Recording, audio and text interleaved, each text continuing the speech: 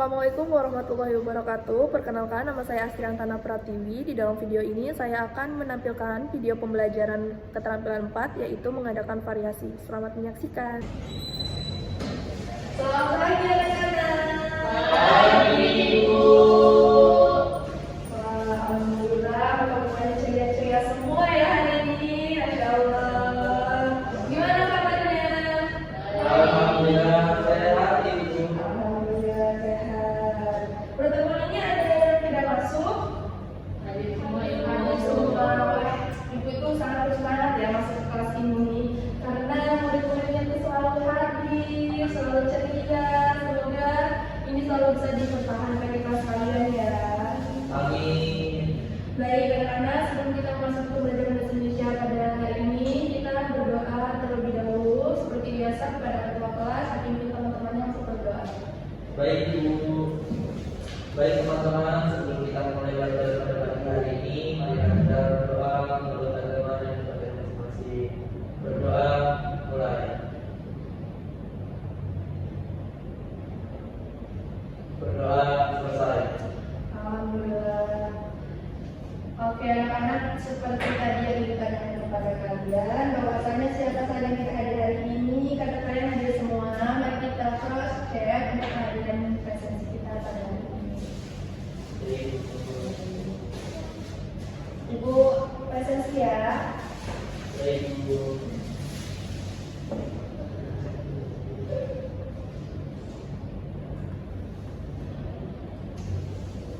Salam Sabila. Hadir Ibu. Muhammad Isnur. Hadir, Ibu. Zahira Sofa. Hadir Ibu. Hadir semua. Masya Allah. Terima kasih ya atas partisipasi kalian untuk mengikuti pembelajaran kita pada hari ini. Baik, anak-anak, minggu lalu ada yang ingat kita membahas tentang apa? Ya, puisi. Benar, Zahira. Ayo, dulu ya. Ya, tentang puisi. Oke. Sekarang kita masih di materi tentang puisi, yaitu salah satunya mengidentifikasi diksi dalam teks puisi yang dibacakan.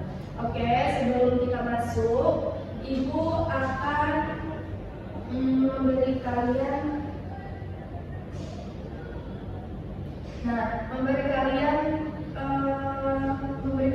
pengertian apa itu diksi, seperti judulnya mengidentifikasi diksi dalam teks puisi.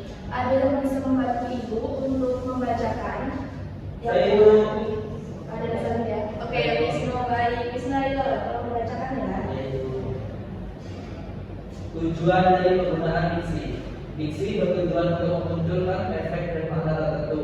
Untuk diksi, penyair sering menggunakan gaya bahasa atau majas, pengimajian, kata portret, dan kata bermakna provokatif untuk mendukung makna diksi yang ingin disampaikan. Berikut penjelasan mengenai hal tersebut. Nah, itu tadi adalah pengertian apa itu diksi yang telah dibacakan oleh teman kita, yaitu Wisnu. Nah, untuk mengetahui lebih lanjut apa itu diksi, kita beralih ke materi selanjutnya. Nah, diksi, selain diksi, di dalam mengidentifikasikan diksi dalam teks puisi juga ada juga itu majas. Nah, majas atau gaya bahasa merupakan bahasa kiasan yang digunakan untuk menampilkan efek tertentu bagi pembacanya. Untuk lebih memahami majas dalam puisi, kalian dapat berlatih menganalisis majas dalam pembacaan teks puisi. Nah, sebelumnya kita sudah mengetahui apa itu puisi, ciri-ciri puisi, lalu cara pembuatan puisi.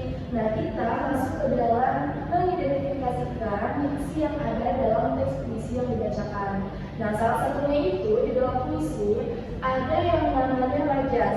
Ada yang bisa membantu Ibu apa itu majas? Apa saja majas?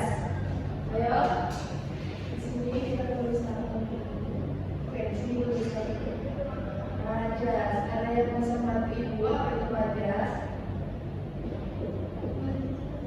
Ada apa aja? Majas apa aja? Oh, Ibu, Ya. saya tahu satu Ibu. Ya. Bergerak. Ya, betul. lagi. Metafora Ibu. Oke, bagus. Metafora. Ya, satu lagi. Personifikasi Ibu. Oke, sama juga personifikasi. Nah, ini tadi, tiga ini tadi termasuk ke dalam majalah. Jadi anak-anak, di dalam puisi itu mengandung majas. Majas itu ada 3 macam seperti ini, dari hiperbola, metafora, dan personifikasi. Lalu ada lagi ke pemajaran atau citraan. Ada yang bisa membantu Ibu untuk membacakan apa itu pengimajian? Baik, ayo saudara bantu.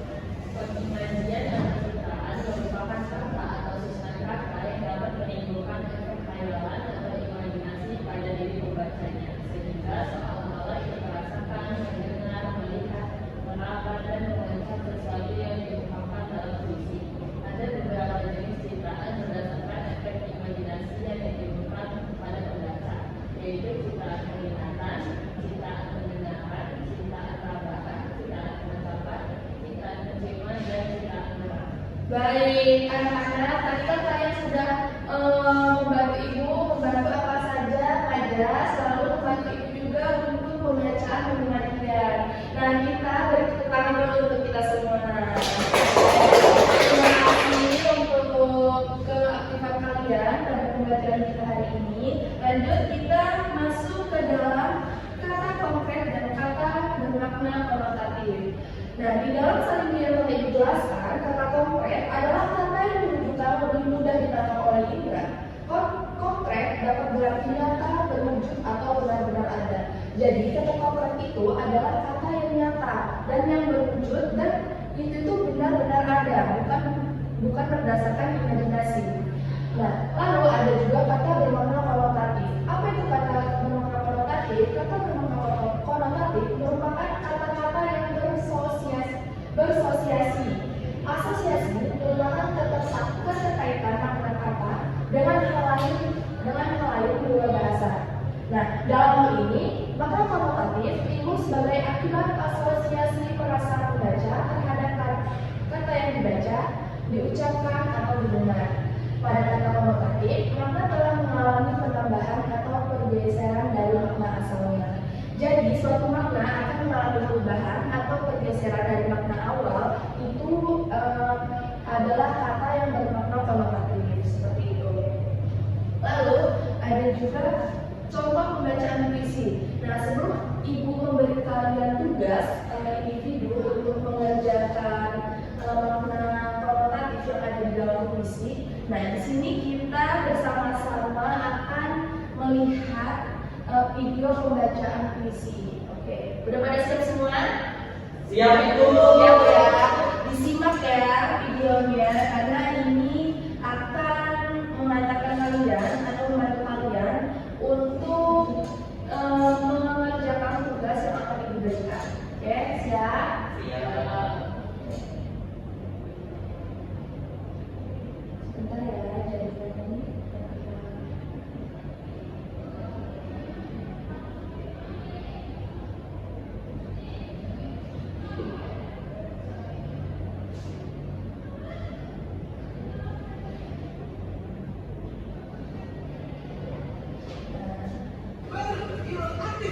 Oke, ada iklan sedikit ya anak-anak, karena Ibu tidak premium, jadi kita lihat iklan dulu.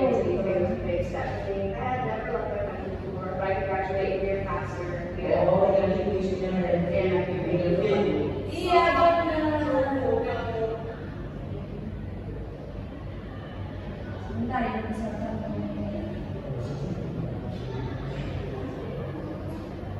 Udah siap? Pada suatu hari nanti Oke, ke Ibu lah.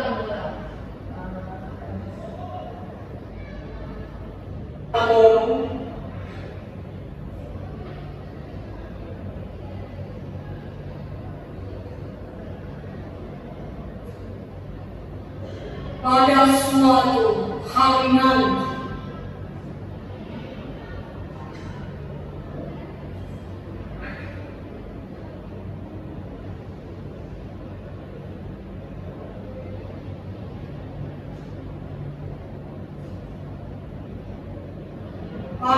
suatu hari nanti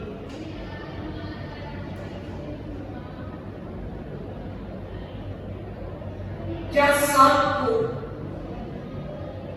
tak akan ada lagi.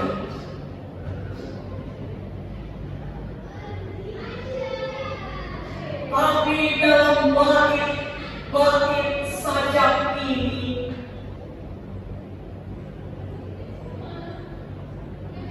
kau tak akan kurelakan sendiri.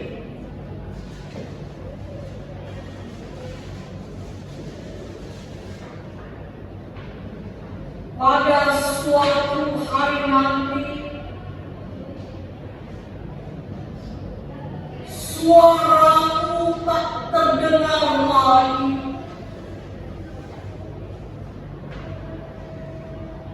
Tapi di antara larik-larik sajak ini, kau akan tetap kusiasati.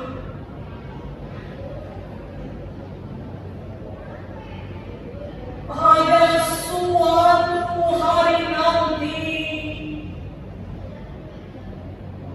impianku pun tak dikenal lagi. Namun di salah-salah huruf sajak ini, kau tak akan letih-letihnya mencari.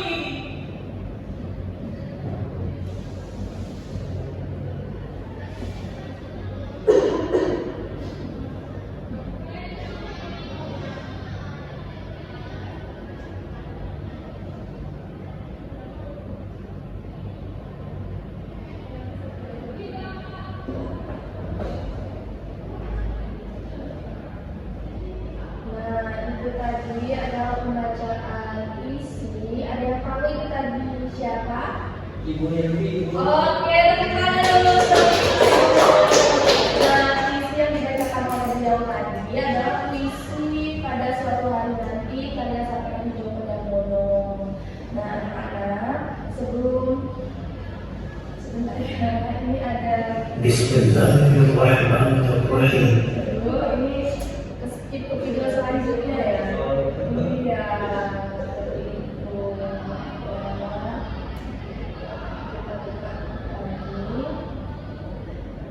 materi selanjutnya. Sepertinya di bagian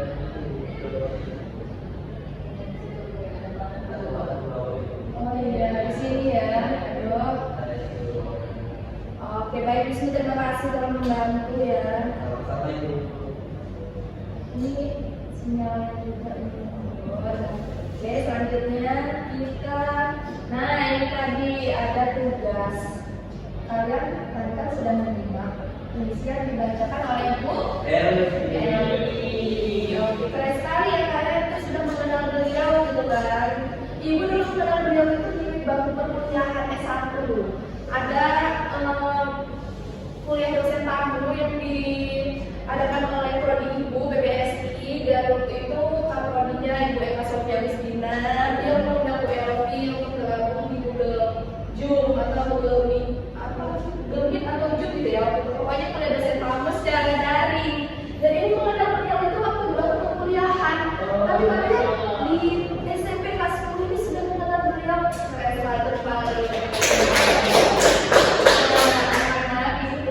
Ibu Elvi itu bisa menjadi inspirasi untuk kalian untuk menulis puisi dan yang lain-lain. Tadi di video tadi kalian lihat kan sebanyak apa buku tuntutan buku beliau itu bukan background ya, bukan background kayak di Google Meet, atau kita kan sering kalau Google Meet pakai background yang belakangnya ada bukunya itu kan cuma latar belakang gitu kan. Kalau Bu Elvi ini benar-benar beliau itu bukunya sebanyak itu karena beliau itu membaca, penulis dan juga karya-karya sudah sangat banyak. Oke, beralih ke tugas. Tugasnya adalah kalian bisa membaca di salemnya yang disiapkan. Di sini ada kutipan puisi. Nah, kutipan puisinya itu tidak hanya dari satu puisi ya. tapi juga ada beberapa lebih puisi. Jika lebih jelasnya kalian bisa buka di halaman 110 pada buku teks. Nah, di situ ada 5 soal. Kenapa ibu masukkan hanya 4 soal di sini? Karena tidak muat gitu kan salimbianya. Jadi kalian bisa melihat di buku teks.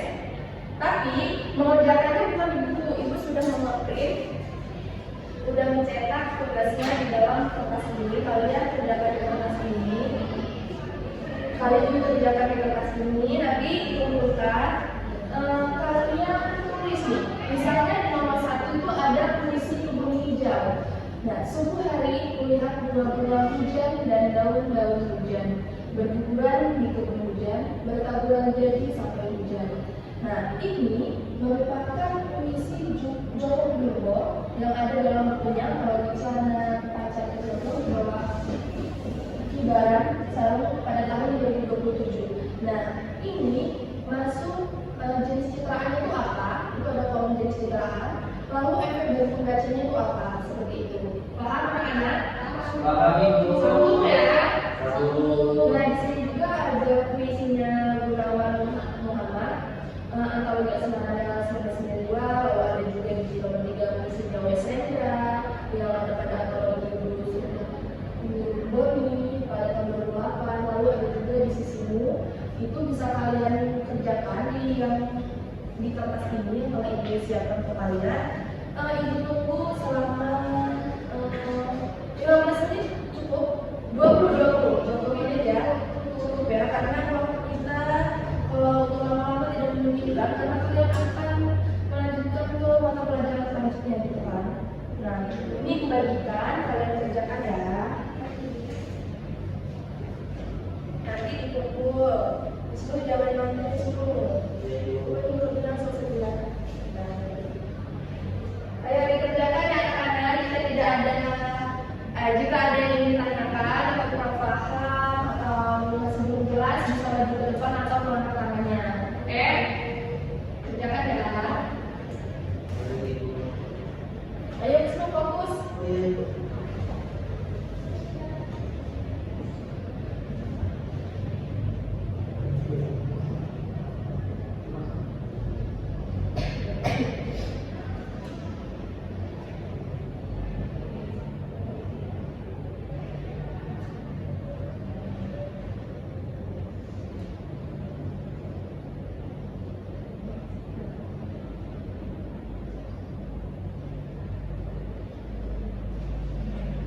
Alhamdulillah, pada yang cerita dulu.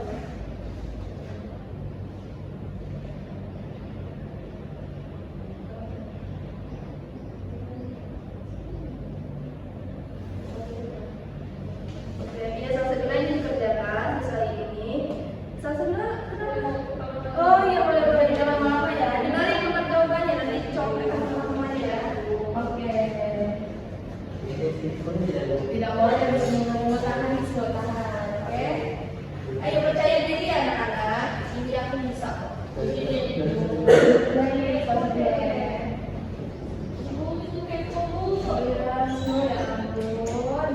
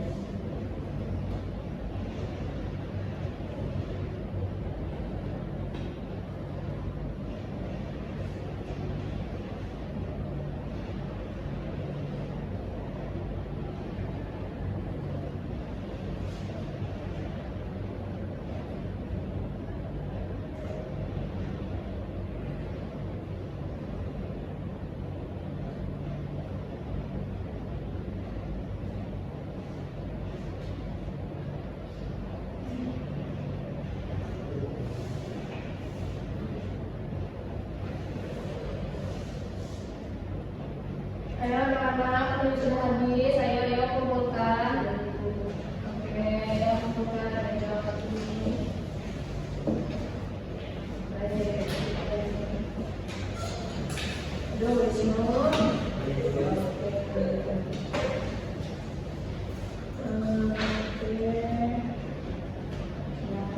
Baik penjelasannya.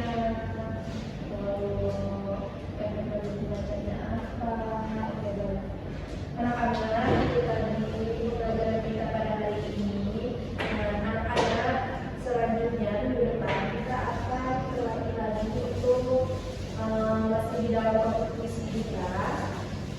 Kenapa masih dalam materi puisi? Karena materi puisi ini cuma ada kalian sekali dan anak-anak harus mengerti karena puisi ini tidak hanya materi saja, tapi harus ada praktiknya gitu kan, seperti itu tadi. Nanti minggu depan anak-anak memilih satu puisi yang akan dibacakan di depan kelas. Iya, satu puisi seperti itu. Iya, dibacakan di depan kelas. Baik, anak-anak, itulah tadi materi kita pada hari ini. Sebelum ibu tutup, apakah ada yang ingin ditanyakan lagi? Materinya sudah cukup jelas ya? Ibu bisa bertanya untuk materi perdebatan tentang puisi kan? Nah itu boleh memulai sudah Bu? Boleh Wisnu, boleh dong. Kalau puisi tidak mengerti itu kan susah di luar hafalnya kan. Tapi tidak boleh terpaku pada teks seperti lihat, nanti fokus lagi ke objek seperti itu. Terlatih di rumah ya semuanya. Puisinya boleh dari siapa saja atau dari Sapardi Pramono, W.S. Rendra, Sultan Abdul Basri, banyak sekali atau bisa pada sastrawan lokal kita seperti ada pahala itu bisa keren-keren. Lalu banyak sekali ya. Yang tentunya kalian bisa memahami apa itu majas, apa itu diksi, apa itu kata konkret yang ada di dalam puisi. Oke, jadi materi kita minggu depan masih pada puisi. Oke, itu saja yang mungkin bisa ibu sampaikan dan ibu berikan kepada kalian. Sebelum ibu pamit, kita berdoa terlebih dahulu. Ayo berdoa, beri doanya.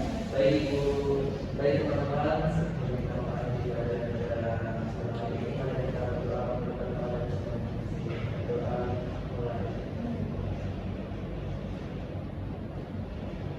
Berdoa bersama. Baik, anak-anak, terima kasih atas partisipasi kalian pada hari ini. Terima kasih ketua kelas yang telah membuka dan menutup kelas kita pada hari ini dengan doa yang penuh hikmat, dan anak-anak semua yang telah mengerjakan tugas dari ibu. Ini tugasnya akan ibu koreksi nanti di ruang guru akan ibu bagikan minggu depan ya. Jangan lupa tugasnya. Sehat selalu sampai kita bertemu di pelajaran kita selanjutnya, yaitu membacakan puisi. Kalian harus keren, nanti ada gift dari ibu, ada hadiah dari ibu. Oke? Iya Ibu. Terima kasih. Wassalamualaikum warahmatullahi wabarakatuh.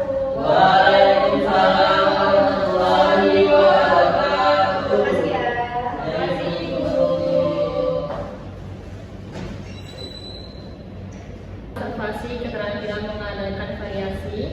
Nama Astiantana Pratiwi. Topik mengidentifikasi diksi dalam teks puisi yang dibacakan tanggal 22 Oktober 2025, kelas 10.